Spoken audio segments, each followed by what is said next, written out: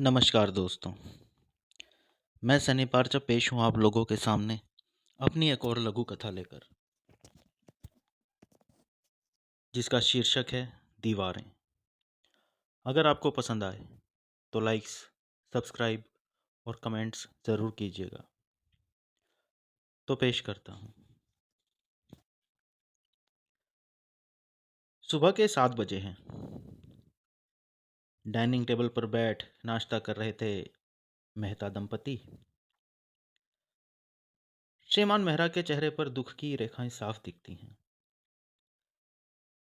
पर श्रीमती मेहता देखकर लगता नहीं कि इस घर में इतनी बड़ी और दुखद घटना घटित हुई है। खाने के टेबल पर एक तीसरी थाली जरूर रखी जाती है, जो शायद उनके 8 बरस के उस बेटे की है जो पतंग के पीछे दौड़ता छत से गिरकर मारा गया था। पर श्रीमती मेहता के लिए वह आज भी जीवंत था। श्रीमती मेहता ने उस दिन के बाद भी आज तक मानो अपने बेटे को जीवित रखा है। हर रोज उसका स्कूल बैग लेकर जाती हैं अपने बेटे की स्कूल बस तक।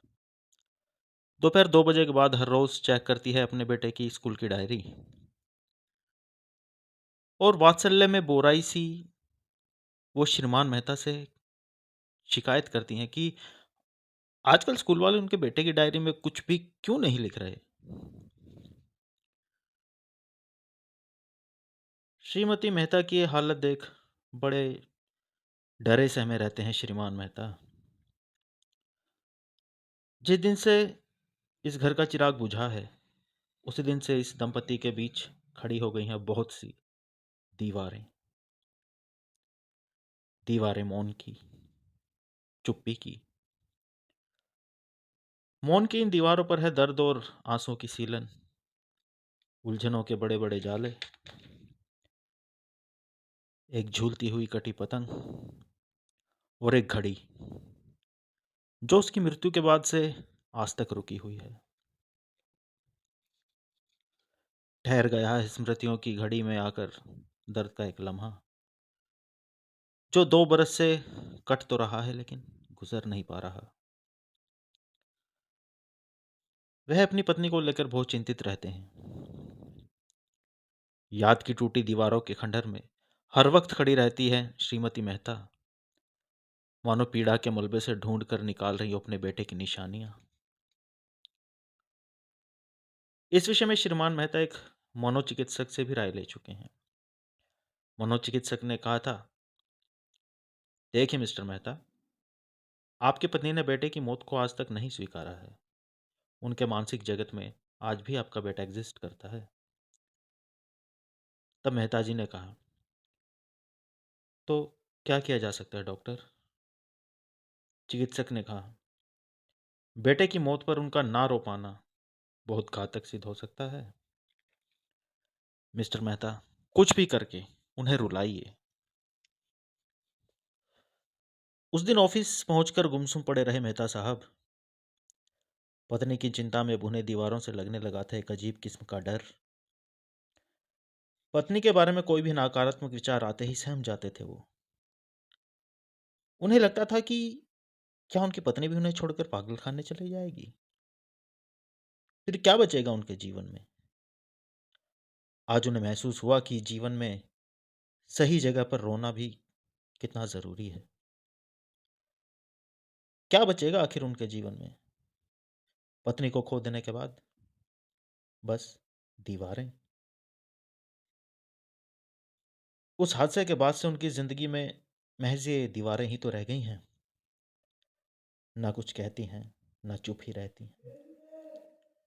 दफ्तर जाओ तो दीवारें, खामोश दीवारें, और चुपचाप अपनी फाइलों और कंप्यूटर में मुंह गड़ाए लोग। घर जाओ तो अपने में ही डूबी हुई बदहवास बीवी, और वही खामोश दीवारें। बस इतना फर्क है कि सरकारी दफ्तर की उन चूना पुती दीवारों पर जिंदगी की झलक है। छिपकलियों की गश्त है, मकड़ी के जाले हैं और घर की दीवारों पर चमचमाता प्लास्टिक पेंट और कुछ बेजान तस्वीरें जिनके रंग फीके पड़ गए हैं, उनकी खुद की जिंदगी की तरह। पर दीवारें वहां भी खामोश हैं और यहाँ भी। खाली बैठते हैं तो दीवारें देखते हैं, घर आकर लेटते हैं तो दीवारें। उन्हें लगता है कि उनकी पूरी जिंदगी एक अटूट भौंडी दीवार बन गई है और पतंग के पीछे दौड़ता उनका बेटा उसे लांघकर जिंदगी के उस पार चला गया है। वो सोचते रहते हैं कि क्या किया जाए, क्या किया जाए ऐसा कि श्रीमती मेहता के जम चुके आंसू पिघलकर हो जाएं और उसकी बूंदें फूट पड़े मन के भीतर का ज्वालामुखी बहने लग जाए गर्म सांसुओं का लावा उनके गालों पर। कैसे यकीन दिलाएं कि वो तारा कब का टूट चुका है जिसकी रोशनी से उनकी दुनिया जगमगती रहती थी। फिर मेहता साहब को ख्याल आया कि श्रीमती मेहता के इस विश्वास को ही कि उनका बेटा जिंदा है हथियार बना लिया जाए और उखाड़ दी जाए श्रीमती मेहता के दिल में जमी बर्फ। और तब से श्रीमान मेहता की श्रीमान मेहता भी श्रीमती मेहता के भ्रम में भागीदारी करने लगे। हर शाम दफ्तर से घर लौटते हुए लाने लगे खिलौने, चॉकलेट्स और श्रीमती मेहता के हाथ में ये कहते हुए थमा देते कि बेटे को दे देना। अगस्त का महीना आया जब श्रीमती मेहता जाती थी अपने मायके भाई को राखी बांधने और लौटती थी एक दो दिन बाद बेटे के साथ। इस बार भी श्रीमती मेहता ने पैक किया अपना सामान और उसमें रखे अपने बेटे के भी कपड़े। इस पर श्रीमान मेहता ने कहा कि वो अब की बार बेटे को यहीं छोड़कर जाएं। कुछ ना कुछ बहाना बनाकर इस दफा श्रीमान मेहता ने अपनी पत्नी को मना लिया। वो कुछ भी करके अपनी पत्नी को बचा लेना चाहते हैं। वो मिटा देना चाहते हैं श्रीमती मेहता के उस भ्रम को जो उन्हें कहता है कि बेटा आज भी जिंदा है। कैसे समझाएं अपनी पत्नी को कि स्कूल बस तक बेटे को छोड़ने जाना, टेबल पर तीसरी थाली लगाना, ये सब उनकी पत्नी के वहम हैं। उसका बस्ता, पानी की बोतल, स्कूल यूनिफॉर्म, सब कुछ वो सहेज कर रखती हैं।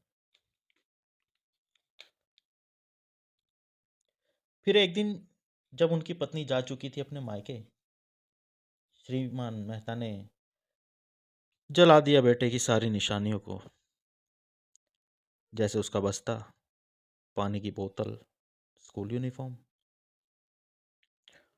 और फोन किया पत्नी को। पत्नी ने फोन उठाया और हड़बड़ाए बौखलाए से हुए वो बोले, हेलो, हेलो, आवाज आ रही है ना मेरी? श्रीमती मेहता ने बोला, हाँ, बात क्या है? तुम इतना घबराए हुए क्यों लग रहे हो? तब श्रीमान मेहता ने कहा, हमारा हमारा बेटा पतंग के पीछे दौड़ता छत से गिरकर मारा गया। और ये सुनते ही मानो श्रीमती मेहता पीली पड़ गई। उनकी माँ और भाई आश्चर्य से पूछने लगे कि क्या हुआ है। और श्रीमती मेहता तब फूट फूट कर रो पड़ी। दूसरी ओर फोन पर बिलख पड़े थे श्रीमान मेहता। दूर तक सुना जा सकता था एक माँ का दहाड़े मारकर रोता वात्सल्य। श्रीमती मेहता चीखते हुए बोली, तुम हत्यारे हो, क्या एक दिन भी नहीं संभाल सके तुम हमारे बेटे को? हा राम, हा राम, सुनो, सुनो, सुना तुमने माँ? इस इस आदमी की लापरवाही से मारा गया मेरा बच्चा। श्रीमान मेहता अपने उद्देश्य में कामयाब हो चुके थे और रोते हुए उन्होंने पलंग पर पटक दिया था फोन। श्रीमती मेहता के आंसुओं से धुल चुके हैं मौन की दीवारों पर लगे जाले।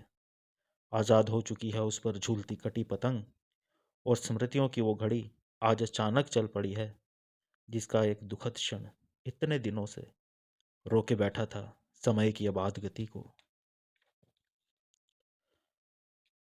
वहां रो रही थी श्री मेहता और यहाँ श्रीमान मेहता पलंग पर औंधे मुंह पड़े बिलख रहे थे। रोते रोते जाने कब सो गए श्रीमान मेहता। आया उन्हें एक स्वप्न।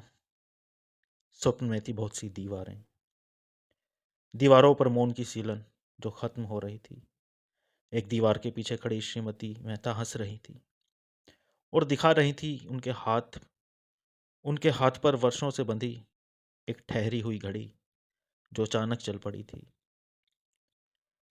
दीवारों की इस भूल भुलैया में दौड़ते उन्हें मिला उनका बेटा, जो अपने स्कूल की वर्दी और पानी की बोतल तथा बस्ता लिए श्रीमान मेहता के सामने आ खड़ा हुआ था।